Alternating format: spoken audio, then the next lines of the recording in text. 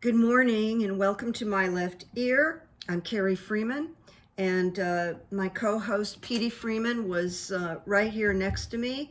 He got an independent idea and he went back to the sofa to nap. So he might come over. I'll call him. Hey Petey, you want to come here? He always watches what I do, so he may show up here. There's no donut. He got his stitches out. And in a little bit, I'm going to make a very short video on GoFundMe, and it'll give the update on everything that is Petey Freeman. So check that later. So you know, I have a heavy heart about the Biden administration leaving and this monster taking over on Monday. It's hard to get out from underneath the heaviness because we're dealing with the unknown.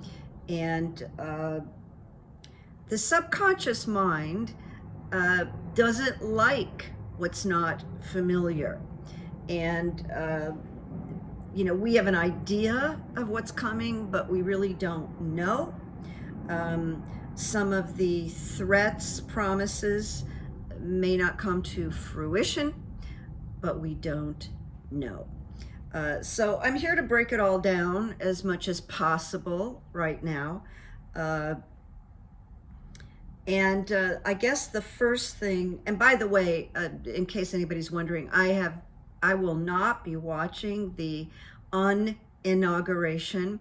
I couldn't stomach that. I don't know what's available. I don't even know about cameras in the rotunda. I imagine there's cameras in the rotunda, but I don't know and I don't care. I can't watch it. I can't stomach it. And there's no sense for you or I to put ourselves through unnecessary trauma because what's going forward is going forward, and we are going into unknown territory. Now, I will tell you, I opened up Twitter this morning to this announcement. The Trump administration is planning a large-scale immigration raid in Chicago on Tuesday, my hometown where I grew up. And he's doing it the day after the inauguration. The raid is expected to last all week. The Washington Street Journal reports. And Trump, they wrote, to begin mass deportations on Tuesday. So Governor Pritzker, the governor of Illinois, wrote or said, to anyone who intends to come take away the freedom, opportunity, and dignity of Illinoisans, I would remind you that a happy warrior is still a warrior. You come for my people, you come through me. So I asked the runes, I did runes today. Will immigration raids continue like this, or will they peter out? Because Trump, I asked that because Trump being Trump, mouths off a lot and doesn't follow through. Think about the wall he was building, and think about how Mexico was going to pay for it. And so he says a lot of grandiose things, and he makes a chip in it, and then it kind of falters and goes away. So I feel on some level this invasion of Illinois is kind of a test run. This is what my left ear feels. So the runes, I asked the runes, will immigration raids continue or will they fade out? So the first rune I picked was the rune of opening, but I got it in the reversed position, and it calls it, I mean, it's correct. It says expect a darkening of the light in some situation or relationship, a partnership that is no longer appropriate to the state you are becoming. So that's interesting, the state. It's like a death over a way of life. And, you know, when has Illinois or Chicago ever had a invasion to deport immigrants, to hunt human beings. No, Illinois never had this. None of the states have ever had this. But the runes say it's like a death over a way of life. And I want to say temporarily, because I personally think it's going to peter out.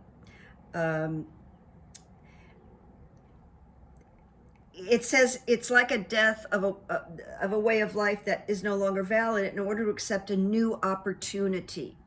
It's vital to face up to this very consciously. It's about giving up the old, and we are giving up the old and living for a time with emptiness. And that is true of change and transition, that we usually have to bear a time of emptiness. But it's suggesting something very difficult, I want to admit to you. Emptiness without fear. Because the new will become illuminated in proper time. We're going to have to watch this. It's awful. It's scary. You know, last week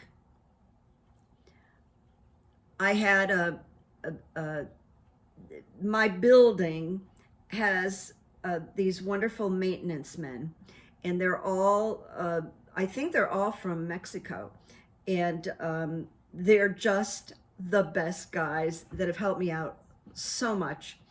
And I had one in my apartment last week because I got a brand new toilet installed, which I had asked for, and he came in to install it. And I have a second comment about getting this new toilet.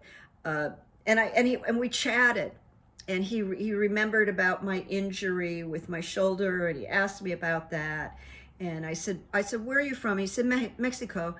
I did not bring up this situation, but this, you know, he has a family, and he's been with this company for years because they're just wonderful. There's 3 maintenance guys that show up, and they're all wonderful. One came in and helped me paint a couple of years ago, and of course I paid him.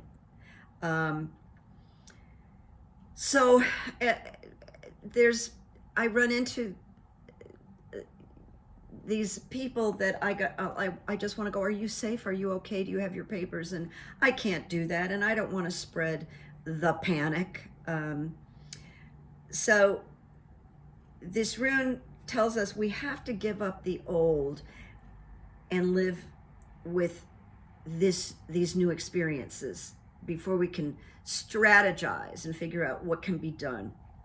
Then I got breakthrough. Signals a major shift or breakthrough in the process of self-change, a complete transformation in attitude. For some, the transition is so radical they are no longer able to live life in the ordinary way. And that would be true of people that are apprehended and hauled away. And it says, because the timing is right, the outcome is assured, although not from the present vantage point. And I'll just tell you something that just flew into my ear, that I don't know how this would happen, and I have to say now, I could be wrong, because you know, we've all took a hit with the election when we thought Kamala would definitely be president, as she should have been. Could it be that they apprehend and then they release? That's probably folly on my part. That's probably foolish for me to say that. But when the rune says not from the outcome is assured, but not from the present vantage point, that radical trust is called for here. Then I got the rune initiation. And it's interesting because initiation talks about something that's hidden. There's a secret. And we have to realize with this really corrupt, sneaky new administration, there's a lot we don't know. There just is. They're keeping a lot of secrets.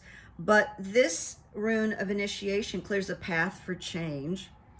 And sometimes the best action is no action. I mean, this is happening like around the corner. And I think there's a part of us that have to watch and wait. We can't even strategize until we see what this is going to look like, these invasions of states and the stealing people from their jobs, their homes, and everything that they love. And this rune is also saying that there's something unknowable here, and it can be telling us that our situation is different than what we perceive it to be. There may be things going on outside our range of knowing. And I do feel, and I'm being told by my left ear, that this Illinois, I don't know why they picked Illinois, okay? You're probably wondering the same thing. I don't know why. Solidly there in the Midwest, you know, not connected to the ocean or anything like that. But they did.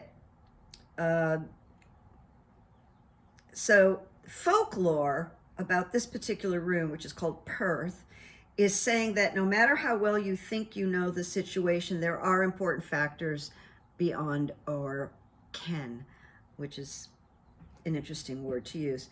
I want to say that this thing that is happening the day after the inauguration, I think it's perhaps a trial run. Trump likes to test, and he's got that immigration czar that's very scary to me. So, speaks of secrets and the unknown. We got to sit with this. There are things going on that we can't know about. We have to set that aside for the moment. On the other hand, and on the material plane, this rune, we call it Perth, but it's initiation, is about surprises, gains, and even unexpected rewards. It's interesting. But there's a mystery involved. But there also can be opportunities. So once the United States witnesses this invasion of Illinois, every, I'm going to say Democratic governor, you know, is going to have a better idea how to counter this. But there are also opportunities involved, so we do need to look for those nuggets. Such a difficult time, I'm telling you. So I was kind of looking at Ukraine. Germany has stepped in despite a coalition breakup, and $4 billion is budgeted for Ukraine in 2025, and additional aid could be approved. So they are not completely depending on the United States and Donald Trump. So the runes, I asked, will Ukraine prevail in 2025? And I got harvest, the rune of harvest, which has to do with 1 year of fertile season. And harvest is a rune of beneficial outcomes. It applies to any endeavor we are committed. It normally involves 1 year. And it is a cycle of fertility and life. This is good. It's the rune of hope and continuous movement. It represents new momentum, but a bit of a period of waiting. So it's not going to happen, you know, in February. In terms of the future, it means that a time of abundance may appear for us. It is a rune of patience and movement, with harmony and the tides of life. It says, we have prepared the ground and planted the seeds. Now they must cultivate with care. It offers encouragement of success. And we don't know what's going to happen with Putin this coming year. There's a lot of people that are speculating that, you know, he might not survive this year. I did not do runes on him, but I could next time. So we need patience. We've prepared. The Ukrainian people must cultivate with care. This rune offers encouragement. So the next rune is really great. It's the rune of joy, joy and light for Ukraine. It is a fruit-bearing rune branch. It speaks of things finally coming together. It's a culmination of a phase. And when this appears in our casting, we can be assured that a positive result brings joy. And the rune is emblematic of a new clarity and understanding in their current situations. It's very positive, my friends. Now, my third rune on this, Ukraine, is the rune of strength in the reverse position. And I want to say don't panic, because they are going to need strength. It is difficult. And it warns, without ears to hear, eyes to see, they may fail to take advantage of the moment. I don't know about that, because I think the Ukrainian people are very smart. And of course, Zelensky is amazing. So we have to be aware, or they have to be aware, to make sure they don't miss an opportunity and weaken their position, because then that may be used against them. But they've been pretty damn smart.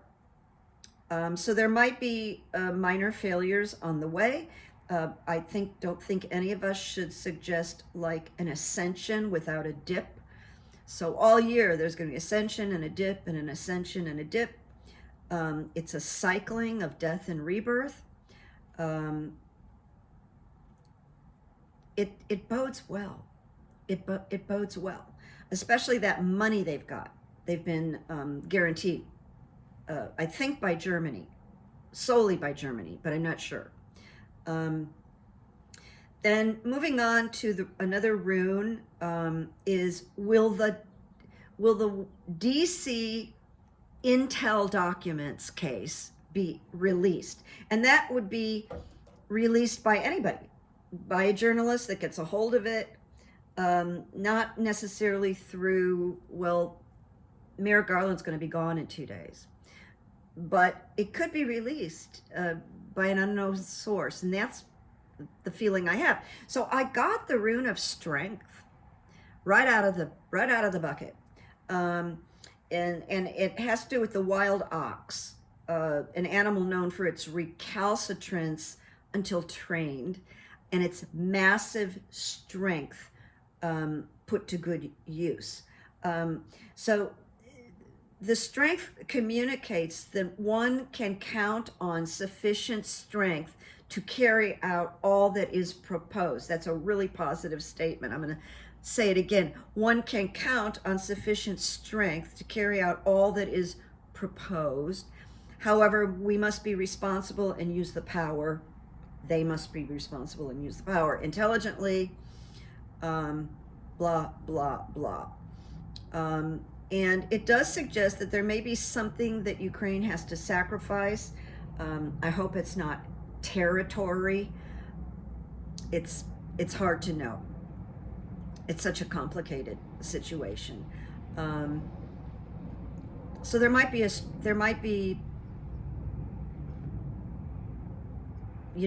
compromise involved.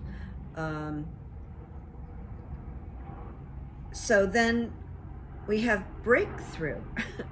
Breakthrough signals a major shift or breakthrough in the process of self-change, a complete transformation. So the breakthrough would be the release of the case, the documents case, which is really the most serious one, I think. And they say for some, the transition is very radical, and because the timing is assured, once again, so radical trust is called for here. But the spiritual warrior is I'm going back here. I want to check on something. You know, when I pulled up strength about these documents, it would take strength for someone to release them when they shouldn't. They probably have to stay on the down low, but it does speak of diligence and hard work. Then it goes into the bright warmth of the sun that breaks through final barriers. That feels to me that we will get that document. And the breakthrough speaks of prosperity. And then defense, which is avertive powers. As we are tested, we fund the power to avert blockage. Because once it's out, there's nothing they can do, right? You can't like stuff the toothpaste back into the tube, as many people use that analogy. My screen blew up a little bit. Got to get back to something I can read.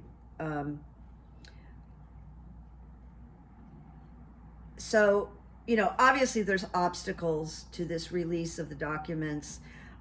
Its defense is telling us, be patient, don't act needy.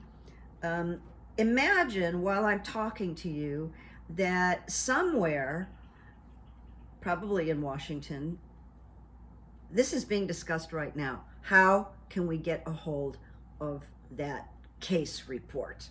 It's being discussed like right now as I'm talking to you. And it's gonna blow the lid, because this rune speaks to the difficulties that can arise at the beginning of new life, and that report would come out and blow everybody's head off, because it's so serious. I mean, I want to say there's espionage involved. You know, that's like the Rosenbergs who were executed. So we need to prepare, and it is associated with the hangman. So we just have to like sit tight, because there's not going to be a miracle this weekend. Merrick Garland isn't going to all of a sudden do this.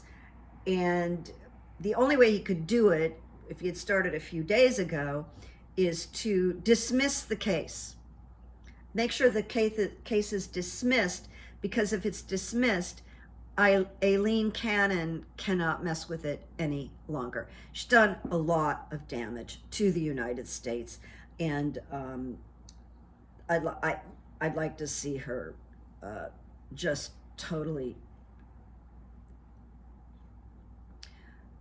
something. You know, I want to be careful what I say. I'd like to see her ass whooped. How's that? Then the final rune here. Will the GOP turn on Donald Trump? And I personally feel that happening, that they're just going to get disgusted with him, tired with him. They're going to come up against things that they just simply don't want to do, don't believe in. And I feel that coming. So I asked the question, will the GOP turn on Trump? I got a very interesting answer. I didn't get this rune at all today. No repeats. I got the rune of partnership. And that bodes very good for the answer to this.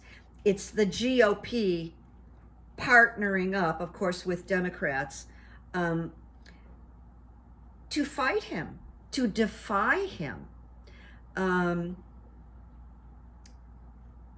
And so I want to just say very likely a portion of the GOP is just going to be disgusted, and they're going to go, no. So primary me during the midterms if you want to. We're done. We're not doing this. Partnership. So remember that. Now, here's what's interesting. I decided to end at 2 runes here with this question about, will the GOP, not all of them, turn on Trump, vote against what he wants, make it not possible, whatever it is he wants. And he wants a lot. but I got the rune of stand still. That's when it's just like a pole. It's very cold. It's just like that. And the standstill refers to Trump. I got that right away. This rune represents the property of ice. And it says, the winter of your spiritual life is upon you, Donald Trump. That's what that message is for. You may find yourself, Donald, entangled in a situation to whose implications you are, in effect, blind. You may feel powerless to do anything because he thought, I'm the king of the world. He thinks, I'm the king of the world. I've got this in my pocket.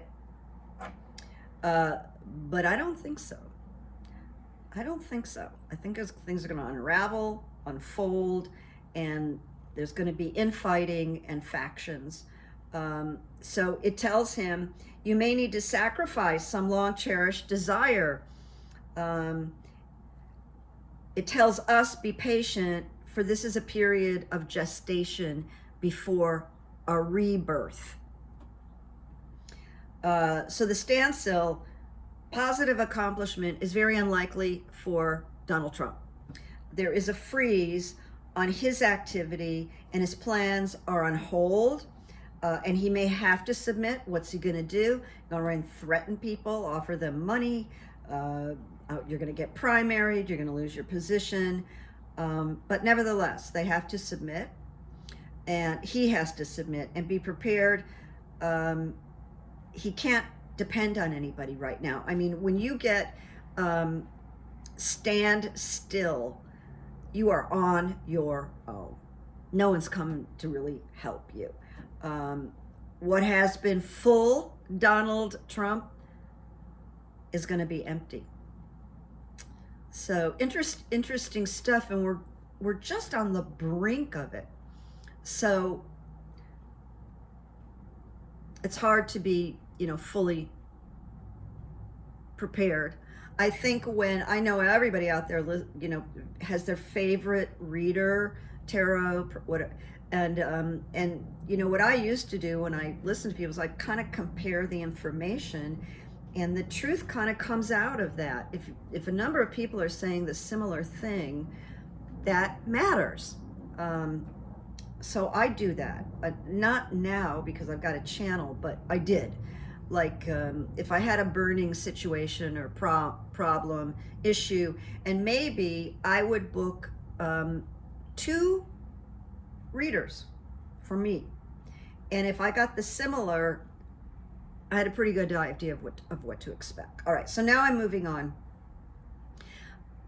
I don't remember if I told you this, so forgive me, but I did talk about at Jimmy Carter's funeral how Trump leaned forward and was trying so hard to get Kamala's attention so that she would glance and look at him, which she never did. She was resolute. I figured it out in the car, driving in the car. He did that because at first I thought, was he having a dementia moment? Is he just need her approval and attention? No, he was trying to get a photo op. If you remember, he did that with Jill Biden. He got her to, caught her in a moment, and she smiled at him and looked at him. She acknowledged him. And then he took that, had a photographer take that picture, and then used it for sales or marketing. And everybody said, oh my God, she should sue him. But the Bidens aren't, I think they were smart to just let it go. Because if they sued him, they would get a lot of attention around it, and it went away. Like nobody remembers it right now. But that's what he was hoping for. And if he got that picture of her looking back at him, it would have been posted and marketed and very disturbing and insulting. And thank goodness she knew better. That's how smart Kamala Harris is, the woman we almost got for president. And I'm still mourning it. And you are probably too. All right, now I've been looking at pop culture. Can't help myself. And I've been reading all about the actress called Blake Lively and her husband, Ryan Reynolds. They're in a quagmire of legal crap that they started. They launched it. They went after the director of the film named Baldoni, who starred with her in the film. And it's just very complicated. It's very ugly. There's massive amounts of money involved. And it started before the fires in California. And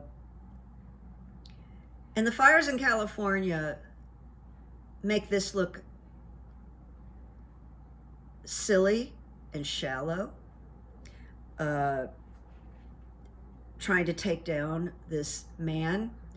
I've been on many movie sets, many. Either I was a production supervisor or I was actually acting. And there's always a friendliness and a familiarity and maybe a little flirtation, but not like Harvey Weinstein stuff, not that predatory. It's just part of the industry and it's pretty harmless.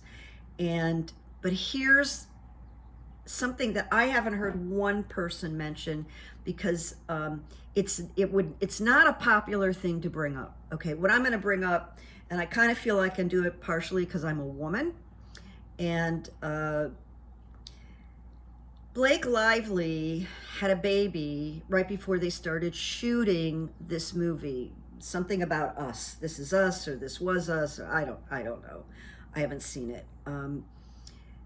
And what we know now from science and medical science is that there's a percentage of women that have babies and suffer postpartum depression. Sometimes it's psychosis, and we have seen women commit infanticide, terrible, awful stories, and go to jail because they've hurt their babies. So women are overweight after they give birth. It doesn't come off right away. So this is the condition that Blake Lively was in when she started this movie, and she was actually breastfeeding in her trailer during the making of the movie, which tells me her hormones. So I wonder if she probably, my feeling is, my left ear feeling is that she has a difficult personality. She has some narcissism. She's inappropriate, self-important, kind of rude. But launching, millions and millions and maybe billions of dollars is a whole other. She overheard, I think his name is Justin Baldoni, talking to the stunt coordinator about how he can effectively lift her in a scene. That was part of the scene, him lifting her. And she's a tall woman, and she's kind of big, if you see her with Taylor Swift, she kind of matches her in height. So he wanted to be able to do the scene and lift her without injuring his back. And I haven't for many years, but I had years of back problems, which Pilates cured. But it's no fun to have back problems, back pain, and have your back go out. So he was asking the stunt director for a technique. How do we do it? Should we shorten the scene, change the scene? She was told about it and turned it into him fat shaming her. And it wasn't fat shaming Blake. He was trying to deal with a logistic problem in shooting. She heard that. It went to her postpartum, and one thing led to another, I'm making it simplistic. It's not simplistic, but I'm just saying the woman who launched all this, these complaints and accusations that where it's trying to take down this man's career. And it's a big deal to ruin someone's career. I've been in situations where I could have done that and I didn't do it because it's a big deal to ruin someone's career. I think he's going to be fine. But he was with one of the biggest talent agents in town, and they dropped him. And the rumor is that Ryan Reynolds got them to drop the director as their client. He'll get picked up.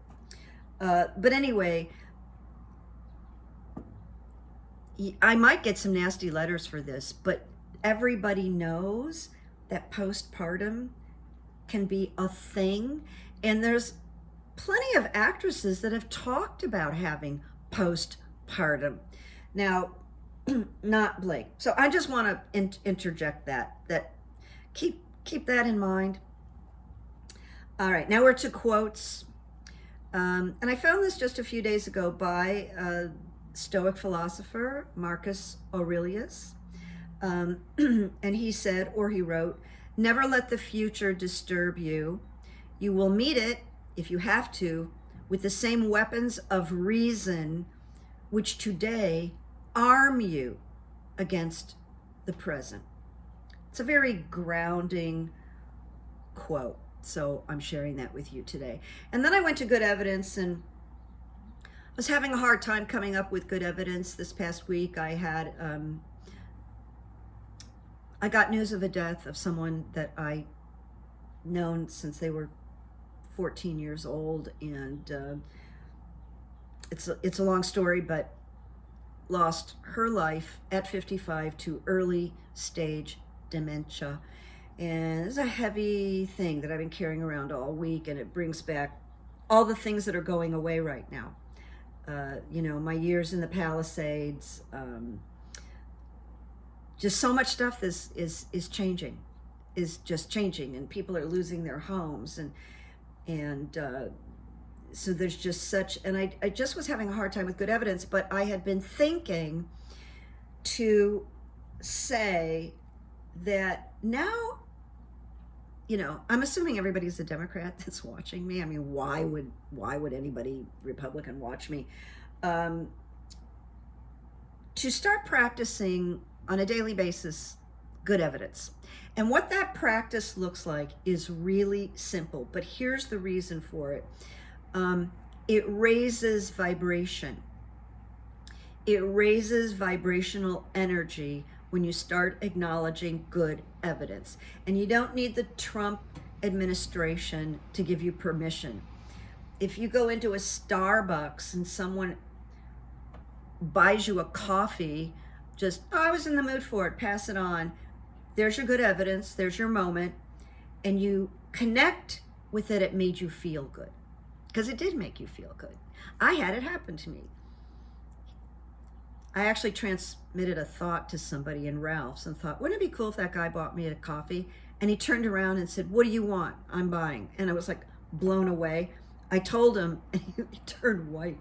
But good evidence. So, and then also the good evidence is, are you helping somebody? Are you helping somebody in the grocery store that's lost or can't reach something?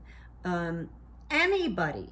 Are you giving your place in line to somebody? Are you giving a compliment? Because these things that you offer actually light you up also.